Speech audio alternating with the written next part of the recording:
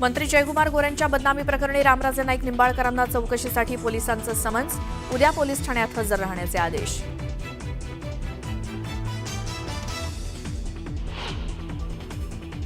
पहलगाममधील दहशतवादी हल्ल्याप्रकरणी एनआयएकडनं प्राथमिक चौकशी अहवाल तयार. हल्ल्यात लष्कर-ए-तैयबा, आयएसआय आणि पाक लष्कराचा सहभाग असल्याची सूत्रांची माहिती, तर तिघांनी कट रचून हल्ला केल्याचं तपासात उघड.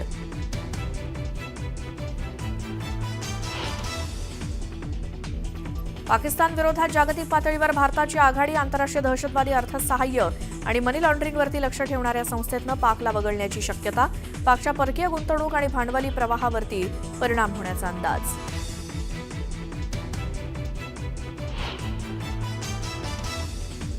पाकिस्तानकडनं नियंत्रण रेषेवर पुन्हा शस्त्रसंधीचं उल्लंघन. कुपवाडा, बारामुल्ला, पूंछ, नौशेरा, अखनूरमध्ये गोळीबार. पाकच्या गोळीबाराला भारतीय लष्कराकडनं चोख प्रत्युत्तर.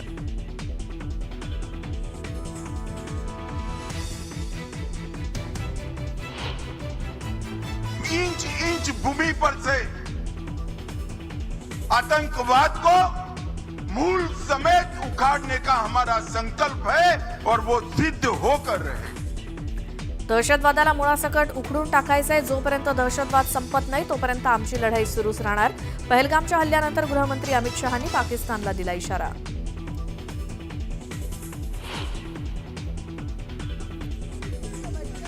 भारत पाकिस्तानमधील अटारी बॉर्डर पूर्णपणे बंद. पाकिस्तानी सैन्याच्या भूमिकेमुळे पाकिस्तानची फरफट. सीमेवर महिलांनी फोडला टाहो.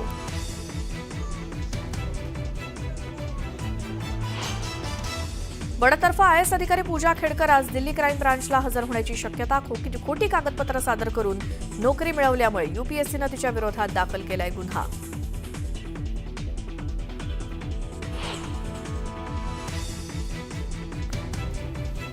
नवी दिल्लीसह परिसरात ऐन उन्हाळ्यात मुसळधार पावसाची हजेरी. वादळी वाऱ्यासह झालेल्या पावसामुळे ठिकठिकाणी साचलं पाणी. काही ठिकाणी गारांचाही पाऊस.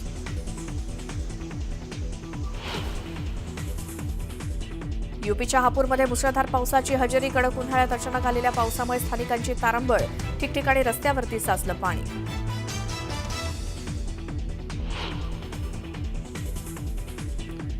आणि केदारनाथ धामचे दरवाजे उघडले. पहाटेपासूनच भाविकांची दर्शनासाठी गर्दी. हर हर महादेवच्या जयघोषानं संपूर्ण केदारनाथ परिसर दुमदुमला. करूयात काश्मीरमधील पहलगाममधल्या दहशतवादी हल्ल्याचा एनआयएकडनं वेगानं तपास सुरू आहे. या तपासाचा प्राथमिक चौकशी अहवाल एनआयएनं तयार केलेला आहे. तपासात दहशतवादी संघटना लष्कर-ए-तोयबा, आयएसआय आणि पाक लष्कराच्या सहभागाचे पुरावे एनआयएला मिळालेले आहेत. एनआयएनं जवळपास 150 जणांचे जबाब नोंदवले. 3D मॅपिंग आणि रिक्रिएशन सुद्धा एनआयएनं केलं.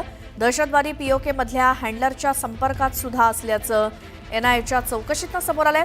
आणि एनआयएच्या डीजीच्या नेतृत्वात ही चौकशी सुरू असून त्याचा अहवाल लवकरच गृह विभागाकडे पाठवला जाणार आहे. अधिक माहितीसाठी जाऊयात. आमचे प्रतिनिधी प्रशांत लीला रामदास आपल्या सोबत आहेत. प्रशांत, जो काही तपास केलेला आहे त्या संदर्भातला अहवाल आता तयार आहे. काय त्या अहवालात आहे, काय सांगाल? पहलगाममध्ये जो दहशतवादी हल्ला झाला होता त्या दहशतवादी हल्ल्यासंदर्भात एनआयएच्या वतीनं जर बघितलं तर प्राथमिक अहवाल तयार करण्यात आलेला आहे. या प्राथमिक अहवालामध्ये अनेक मोठे मोठे खुलासे करण्यात आलेले आहे. काही स्फोटक खुलासे देखील आहे. या संपूर्ण हल्ल्यामध्ये पाकिस्तानी लष्कर, आयएसआय आणि पाकिस्तानी आर्मीचा समावेश आहे. म्हणजे लष्कर-ए-तोयबा याचा देखील समावेश असल्याची माहिती पुढे आलेली आहे. पाकिस्तानी हे जे गट आहेत ज्यामध्ये लष्कर-ए-तोयबा आहे त्याचे इतरही छोटे छोटे गट जे आहेत ते देखील सहभागी आहे. आणि यामध्ये या सगळ्या संदर्भातले पुरावे देखील सापडल्याची माहिती पुढे आलेली आहे. सोबतच जर बघितलं या संपूर्ण याच्यामध्ये पीओकेचं कनेक्शन देखील पुढे आलेलं आहे. आणि या सगळ्यामध्ये महत्त्वाचं म्हणजे जर बघितलं ओव्हरग्राऊंड वर्कर जे खास करून दहशतवाद्यांना मदत करतात, OGW ज्यांना संबोधलं जातं, त्यांचाच देखील मोठा सहभाग असल्याचा माहिती पुढे आली आहे. साधारणतः 150 लोकांचे जबाब आणि साक्षी यामध्ये नोंदवण्यात आले आहे. आणि 3D मॅपिंग आणि रिक्रिएशनच्या माध्यमातून जो अहवाल तयार करण्यात आलेला आहे तो देखील एक संपूर्ण अहवाल रिक्रिएशनच्या माध्यमातून तयार करण्यात आलेला आहे. सोबतच ज्या वतीने माहिती मिळते की एनआयएची डीजी आहेत सदानंद दाते यांच्या नेतृत्वामध्ये सध्या संपूर्ण तपास सुरू आहे. आणि ते त्यांच्या माध्यमातून या संपूर्ण याचं अहवाल जो आहे अहवाल निश्चितपणे केंद्रीय गृहमंत्रालयाला सादर करण्यात येणार आहे। आणि महत्त्वाचं म्हणजे आगामी कुठलीही कारवाई करण्याकरता जम्मू काश्मीरच्या संपूर्ण सीमा भागामध्ये भारतीय सेना, भारतीय लष्कर संपूर्णपणे तयार असल्याची माहिती पुढे आलेली आहे। बिलकुल प्रशांत, धन्यवाद या सगळ्या माहितीसाठी।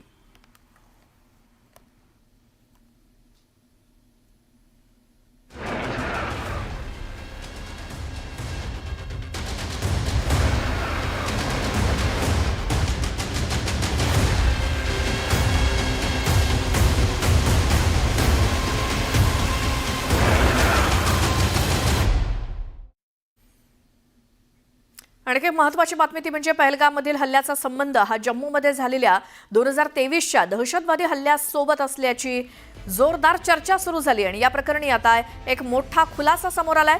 सूत्रांच्या माहितीनुसार या हल्ल्याचा संबंध जम्मू 2023च्या म्हणजे जम्मूत 2023 मध्ये झालेल्या सैन्याच्या ताफ्यावरती झालेल्या दहशतवादी हल्ल्याशी असू शकतो। या दोन्ही घटनांमध्ये लष्कर-ए-तैयबा या पाकिस्तानी दहशतवादी संघटनेच्या सहभागाचा संशय वर्तवण्यात आलाय। त्यामुळे तपास यंत्रणा आता दोन्ही प्रकरणातील समान धागे शोधत असून या दृष्टीनं चौकशी वेगानं सुरू आहे अशी माहिती वरिष्ठ सूत्रांकडून मिळाली आहे।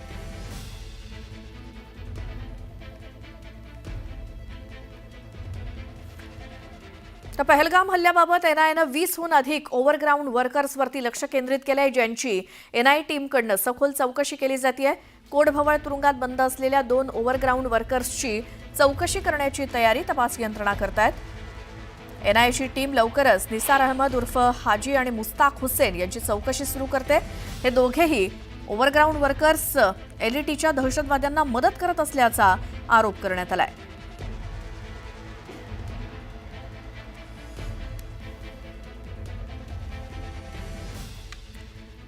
तर पहलगाम दहशतवादी हल्ल्यानंतर भारत पाक विरोधात मोठी कारवाई करण्याची शक्यता आहे आणि यावरती आता अमेरिकेचे उपराष्ट्राध्यक्ष जेडी व्हान्स यांनी भारत संयमानं उत्तर देईल अशी अपेक्षा व्यक्त केली आहे। व्यापक प्रादेशिक संघर्ष टाळण्यासाठी भारतानं सावधगिरीनं प्रतिसाद द्यावा अशी अपेक्षा वॉशिंग्टनला आहे असं व्हान्स यांनी सांगितलं। दहशतवाद्यांना पकडण्यासाठी पाकिस्तान भारताला सहकार्य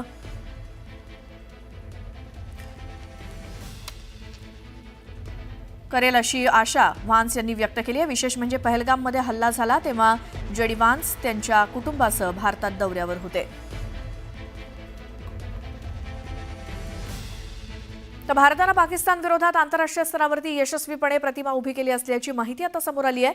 सरकारी सूत्रांकडून ही माहिती मिळते। तसंच आता भारताचं पुढचं पाऊल ही जागतिक सहानुभूती कृतीमध्ये रूपांतरित करण्याचं असेल अशी चर्चा सुरू आहे। भारत संयुक्त राष्ट्र सुरक्षा परिषदेतील सर्व अस्थायी सदस्य देशांशी सतत संपर्कात असून हे प्रकरण युरोपियन अफेअर्स काउन्सिलमध्ये सुद्धा मांडण्यात येणार आहे। पाकिस्तानच्या दहशतवादी अर्थपुरवठ्याला रोखण्यासाठी भारत 2 प्रमुख पावलं उचलण्याच्या विचारात असल्याचं बोललं जात आहे।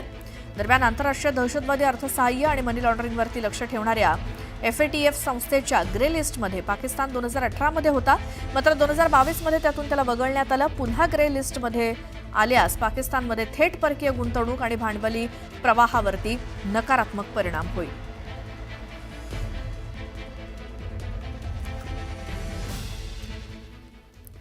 अटारी वाघा सीमा गुरुवारी पूर्णतः बंद राहिली आणि त्याचा सर्वाधिक फटका हा पाकिस्तानातल्या नागरिकांनाच बसला।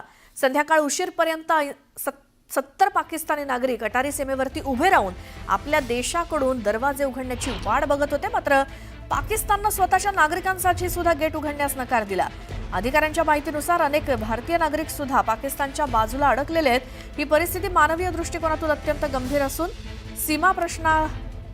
सीमा प्रशासनाकडून दोन्ही देशातील अडकलेल्या नागरिकांची माहिती घेण्याचं काम सुरू आहे।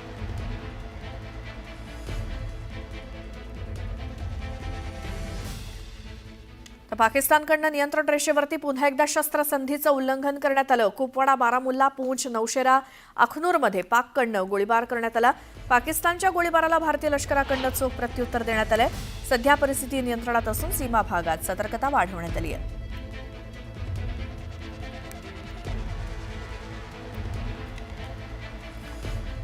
तर राजस्थान इंटेलिजन्स विभागानं जैसलमेर येथून पठाण खान या गुप्तहेराला अटक केली आहे। तो पाकिस्तानच्या ISI साठी गुप्त माहिती पाठवत होता। पठाण खान हा जैसलमेरच्या मोहनगड भागातील रहिवासी आहे। तो सीमा भागातील लष्करी हालचालींचे व्हिडिओ आणि फोटो रेकॉर्ड करून थेट पाकिस्तानला पाठवायचा। 2013 मध्ये तो पाकिस्तानला गेलेला होता आणि तिथेच त्याला ISIनं गुप्तहेरगिरीचं प्रशिक्षण दिलं होतं आणि सध्या सुरक्षा यंत्रणांकडून अधिक तपास सुरू आहे.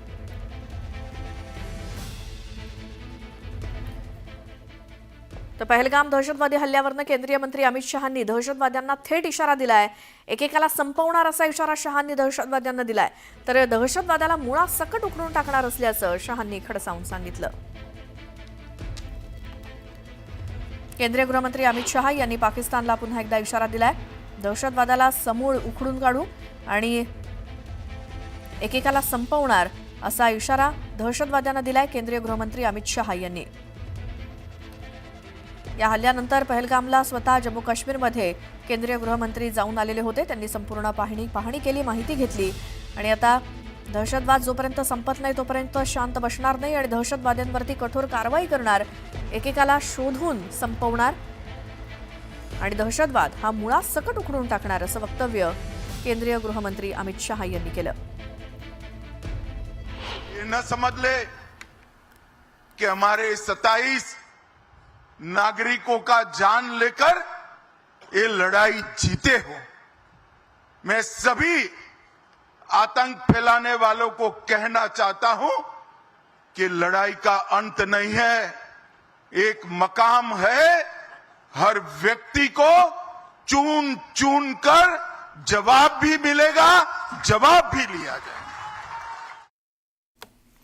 दरम्यान सरकारनं आता घरात घुसून मारण्यापेक्षा त्यांच्या घरात जाऊन बसावं असा सल्ला असदुद्दीन ओवैसी यांनी दिलेला आहे. ऐकूयात. आपके बार अगर कुछ एक्शन ले रहे तो घर में घुस के बैठ जाना.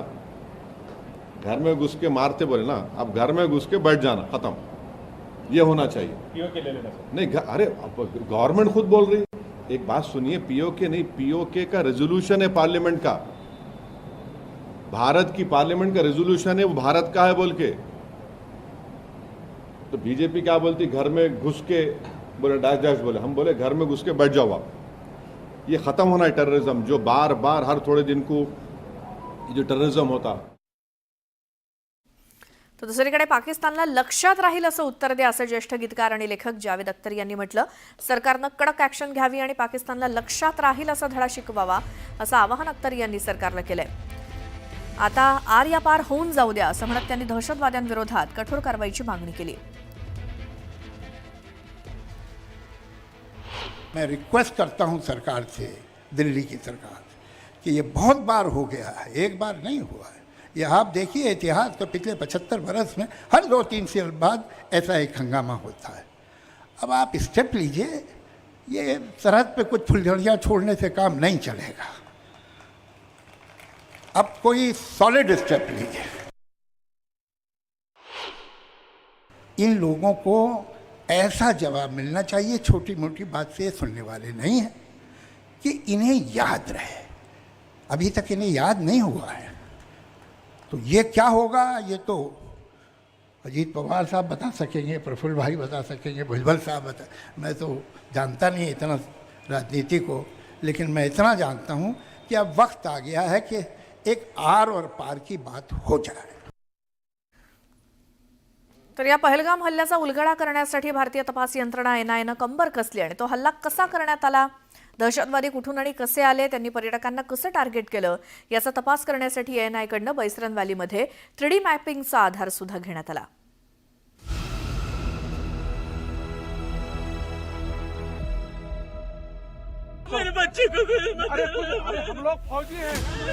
जम्मू काश्मीरच्या पहलगाम व्हॅलीत पाकिस्तानी दहशतवाद्यांनी नरसंहार केला.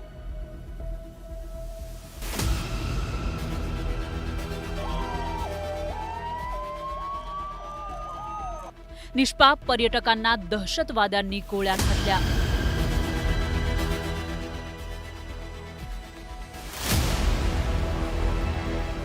या भीषण दहशतवादी हल्ल्यानंतर भारतीय तपास यंत्रणा सतर्क झाली आहे. पहलगाम हल्ल्याच्या तपासाची सूत्र NIAनं हाती घेतली आहेत. NIAची टीम बैसरन व्हॅलीत तळ ठोकून आहे. हल्ल्याचा उलगडा करण्यासाठी 3D मॅपिंगचा उपयोग केला जातोय. या प्रणालीत हल्ल्याच्या जागेचा 3D नकाशा तयार केला जातो. ड्रोन, लेझर स्कॅन, कॅमेऱ्याच्या मदतीनं मॅपिंग केलं जातं. जागेची लांबी, रुंदी, उंचीबाबत नेमकी माहिती घेतली जाते. त्यामुळे दहशतवादी कुठून आले याचा अंदाज बांधण्यास मदत होणार आहे. लपण्याच्या जागा, पळवाटांची माहितीही मिळणार आहे. सोबतच हल्ल्यावेळी नेमकं काय घडलं याचा अंदाज बांधता येणार आहे. हल्ल्यावेळी दहशतवाद्यांनी संपर्कासाठी चीनी टेक्नॉलॉजीचा वापर केल्याचं समोर आलंय. दहशतवाद्यांकडे असलेलं तंत्रज्ञान, मग ते कम्युनिकेशन म्हणजे बोलण्याचं असो की मॅपिंगचं असो की मॅप रिडिंग करण्याचं असो, हे आपल्या तंत्रज्ञानापेक्षा पुढे होतं. कारण हे सगळं चीनी तंत्रज्ञान होतं आणि हे ओपन सोर्स म्हणजे ओपनमध्ये मिळत नाही. आणि गलवानच्या लढाईनंतर आपण जे अनेक चीनी ॲप्स बॅन केली होती, त्याच्यामधली काही चीनी ॲप्स वापरली गेली असावी. दरम्यान पहलगाम हल्ल्यातील दहशतवाद्यांना शोधण्यासाठी जम्मू काश्मीर पोलीस आणि संरक्षण दलाकडून छापेमारी केली जातीये. पहलगाम हल्ल्यामागे हाशिम मुसा या दहशतवाद्याचा हात असल्याचं तपासात उघड झालंय. तो पाकिस्तानचा नागरिक असून पाक सैन्यातील स्पेशल फोर्सेसचा माजी पॅरा कमांडो आहे. विशेष प्रशिक्षणानंतर मुसा लष्कर ए तोयबासाठी काम करू लागला. पहलगाम हल्ल्याची सूत्र यात हाशिमकडे होती. हल्ल्यापूर्वी दहशतवाद्यांना प्रशिक्षणासह किट पुरवणाऱ्या टीममध्ये मुसाचा सहभाग होता. तसंच काश्मीरमध्ये भारतीय नागरिक, विदेशी पर्यटक आणि सुरक्षा दलांवर हल्ल्यात मुसाचा हात असल्याचं तपासातून उघड झालंय. आता हाशिम मुसाचा हँडलर त्याला काश्मीरमधून पाकिस्तानात नेण्यासाठी प्रयत्न करतोय. पण भारतीय तपास यंत्रणांनी त्यांची चहूबाजूनं नाकाबंदी केली आहे. तो सध्या आपल्या साथीदारांसह पहलगामच्या 25 ते 30 किलोमीटरच्या परिसरात कुठेतरी लपला असावा असा तपास यंत्रणांना संशय आहे. त्यामुळेच तपास यंत्रणांनी या परिसरावर लक्ष केंद्रित केलंय. Bureau report, news 18 Lokmat.